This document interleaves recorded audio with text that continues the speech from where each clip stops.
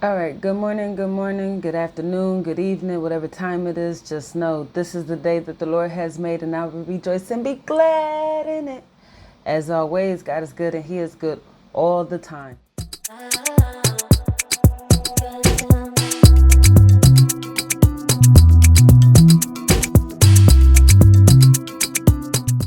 All right, so this reaction video, basically we're just going to watch together some information about Indigenous women. There's a lot of things that I want to talk about. However, that's why I started my other channel, The Antithetical Antagonist. That is the channel that I'm going to use to actually fine tune in all the subjects that I want to talk about. But on this channel, you'll see me basically do like I'm about to do now, do a reaction where we watch it together, but I actually go out and seek this information, making sure that it is aligned to the most recent, research data that's out there. When I say research and data, I mean this is compiled from peer-reviewed articles as well as other forms of literature that has been, no theory, no science, nothing is 100%. Nothing is exhaustive. However, this is what we got for what we know until somebody can prove otherwise. So, but we're going to watch this video, and it's talking about Indigenous women going missing. Now, the thing is that Indigenous women are not just going missing in one location, but this is happening nationally and even worldwide. So I just want, when you watch this video, please look at it through an objective lens. You know what I'm saying? Just be open to the information. Don't close yourself off, because I'm telling you, you can learn some very, very pertinent information, especially if you find yourself attached to people that are in the Indigenous community. So without further ado, let's get into this video. All right. Family and friends, along with search and rescue teams, have been looking for Selena Not Afraid in about a 3 to 5 mile radius. Selena Not Afraid was last seen around 2 o'clock on Wednesday at the eastbound I-90 rest area between Billings and Hardin. Searchers have been looking for Not Afraid since New Year's Day, when she was last seen. Radio check, radio check. Selena Not Afraid disappeared from a rest stop on New Year's Day in Montana's Bighorn County. It's getting really cold. I want her home. 9 days later, and community-led search teams were still looking for the first clue that might lead them to her. So we know our mission for today. We're looking for any sign of Selena, anything out of the ordinary. You know the drill. You guys been doing it, so. This is Beartooth. Beartooth? Yeah. How are you, buddy? We'll find our girl. Okay. Selena Not Afraid's case is an example of what Native women face. They are almost 3 times more likely to experience sexual violence compared to white women. And homicide is the 4th leading cause of death for those under 20. And the problems often continue even after death. According to a 2019 report, approximately half of all cases involving murdered Indigenous women in Montana have been misclassified for causes like suicide, overdose, or exposure. Been on Bugsy, Teddy and his wife and their baby Little Light, Mikey Plainbowl, Garrett, our current active search right now, Hub Williamson, Bonnie Three Irons, 2017, we recovered her. The next one was Henny Scott. Last year we recovered her. Casera stops at Pretty Places. She was found, I believe, by a deputy in town in somebody's yard. And now our recent active search is Selena. In all the previous cases that I've been involved with, where the situation is like this here, it's always been a recovery. It's never been a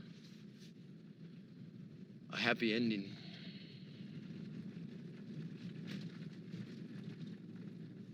Where is Selena? Where is she? Where's my grandbaby?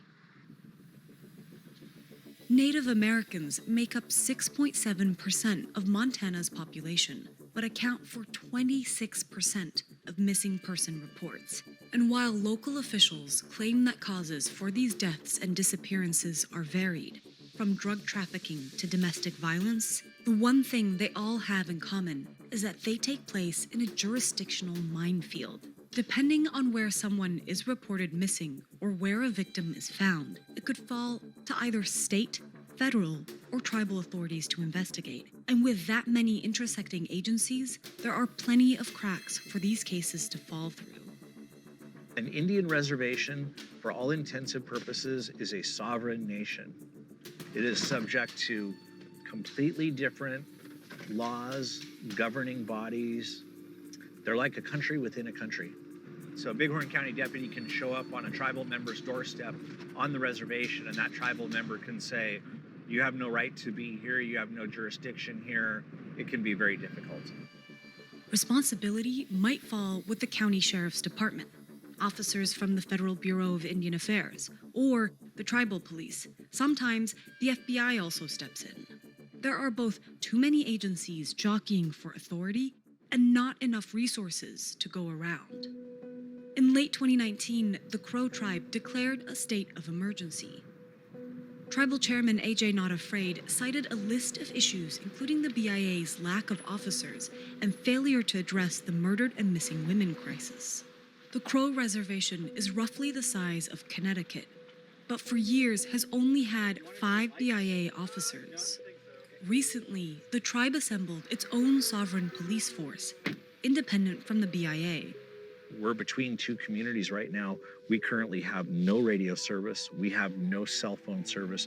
We have no ways, unless we had a sat phone, we wouldn't have any way to communicate with anybody. And that contributes. It's very wide open. It's very desolate out here. The I-90 corridor, anybody that's going to Denver, going to South Dakota, trying to get to the West Coast, it all travels right through here for the most part.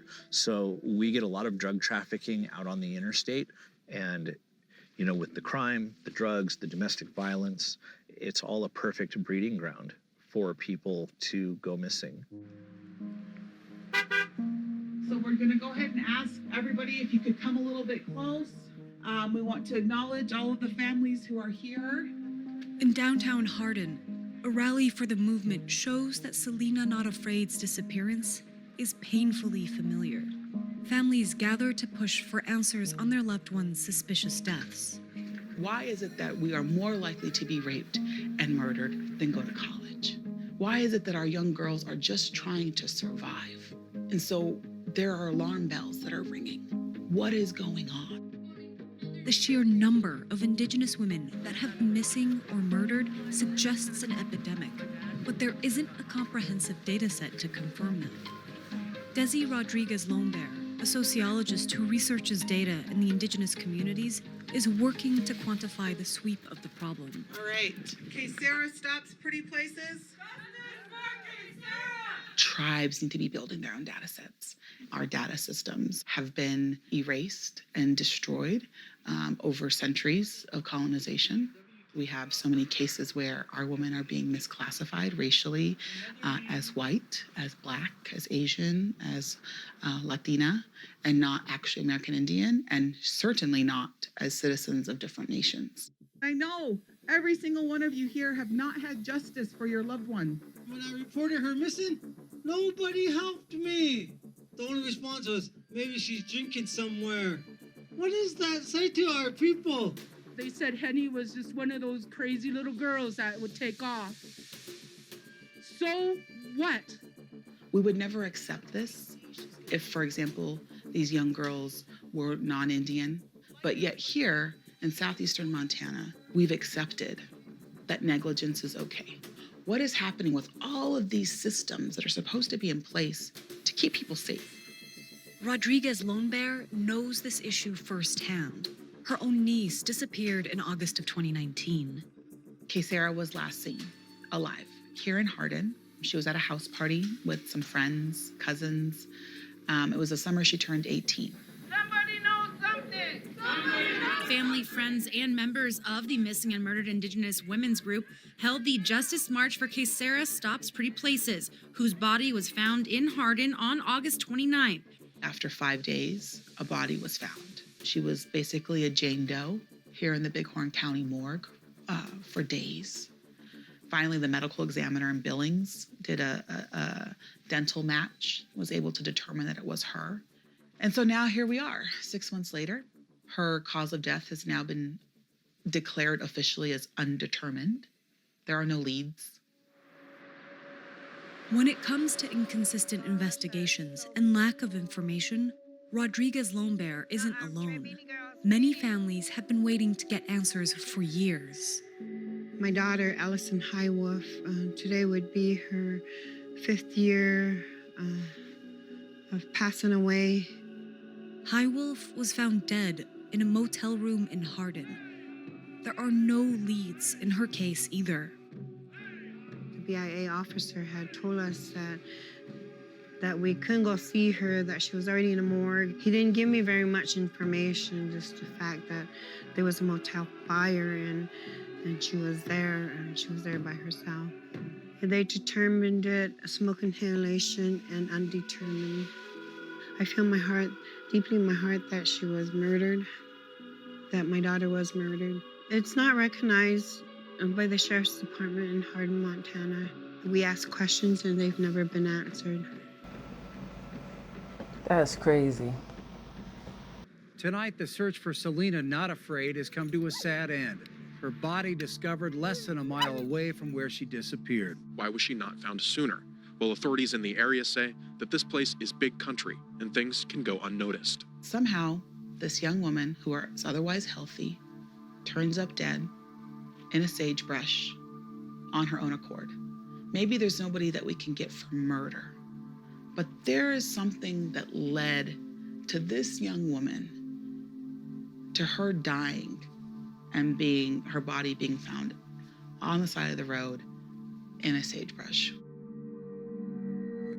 If the tribe is able to take back over its law enforcement, increase its numbers, and do a better job of taking care of its own, of the reservation, I believe that it'll have an immediate impact on making things better.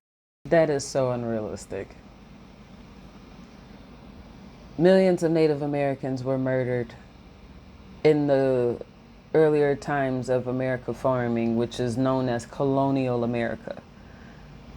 They make up less than 3% of the nation's population, yet this land natively belongs to them. That is ridiculous. And the reason why Black people are so high in numbers are because we've been bred to be high in numbers. We were people's insurance to wealth and fortune and riches. I mean, they bred family members, moms and sons for children. We outnumber Native Americans. Everybody here outnumbers Native Americans, except for maybe the Asian population, and that's solely because of the immigration laws specifically targeting Asian communities that not only kicked out people who own land and property here, but even, the smaller people, the workers. It's crazy. This is unrealistic. Be empathetic, dude.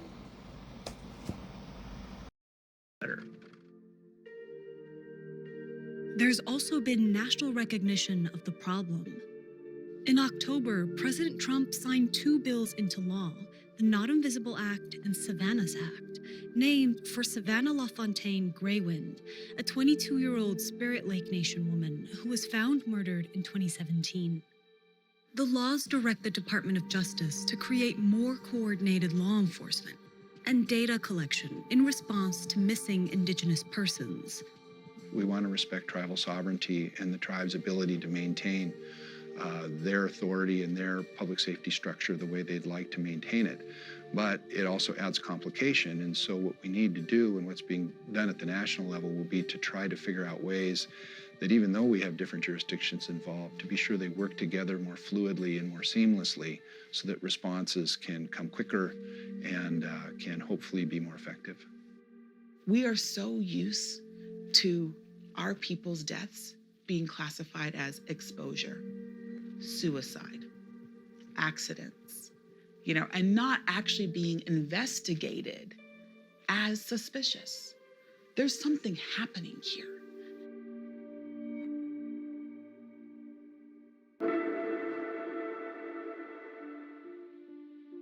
We are sovereign nations that exist within another sovereign nation. So there's complexities there in terms of whose sovereignty reigns, but ultimately we have self-determination. Bighorn County is the focal point of the MMIW work that we are doing right now in Montana because we have lost so many women recently. We're losing women too frequently here in this small part of Montana. I'm a social demographer, so I'm trained in both sociology and demography. And what I do is I try to think through ways to partner with Native communities and tribal nations to build and reclaim our data systems. Because we have to do what we can do for each other. In the Missing and Murdered Indigenous Women database, we have, all sorts of different entries, that we're collecting, variables that we're collecting on these cases. One of the biggest flags that we found is that Bighorn County has one of the highest numbers across the country of any county. There's a puzzle here. There are questions that need answered. And if anything, I'm a researcher, and this is in my own backyard. We live in the data age right now. Everything about us is being collected, whether we like it or not. Personally, I think as a critical data scholar, I think that's very wrong. I think it's also very wrong that our Native nations are so removed from that nexus of kind of data power. There's so much being collected on us, but not by us and for us. And we need the data. The numbers are what drive policy. The numbers are what drive investment. If we're not being counted, or if we're being misclassified, or if the data aren't in our control or we don't have access to it, then we have these various layers of continued kind of barriers to self-determination. That self-determination extends to data. It has to extend to data. And so now tribes are facing, this kind of new frontier. How do they build sovereign data systems? How do they leverage, partnerships and linkages with all these existing data sets that are out there? And how do they build these data systems to drive their own policies, to keep their people safe, to ensure that their children have a better future? And so that, to me, is this exciting new data frontier for American Indians and Alaska Natives and for our tribal nations.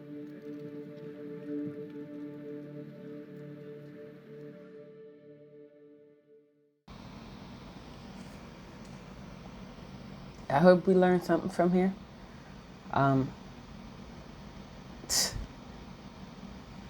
In any way you can, help them out. But I just would like to know that there's people out there that's willing to, help other people out and bring awareness to social issues. I tell people all the time, because a lot of times data and information gets so misconstrued and lost, focusing on certain groups of people. See, for one example, the main dominant group, white people, they try to drown out the noise, what they call it, which is everybody else saying, these are my issues, address them, right? And then with division, the divide and conquer tactic that they threw in there, with division, we tend to, I don't care about your issues, look at my problems. Well, I don't care about your issues, look at my problems. And so we're competing instead of collectively coming together, because a lot of us are dealing with the same issues. Black girls, women, boys, you got Asians, you have Latinos. We have these same issues. And if we could come together and collaborate, you know what I'm saying, that will do us a huge better than us bickering amongst one another. I just want to help, bring awareness to the people that I have access to bring, to reach and let you know, like, these are some issues that are happening alongside of issues that us Black folks are dealing with. So please, in any way that you can, help these people out, and not just them, but the people in your own community. You know what I'm saying? Because 9 times out of 10, if you look in your own community, where you may interpret them as one person, if you talk to them and ask them, you know, get to know them, you'll see that a lot of times they may not be who you think they are. Yet we all need help. We all struggling, and we all dealing with some nonsense out here. And for sure, every last one of us, especially of ethnic, you know, background and poor background, we're being oppressed. So God bless. I love y'all. Peace.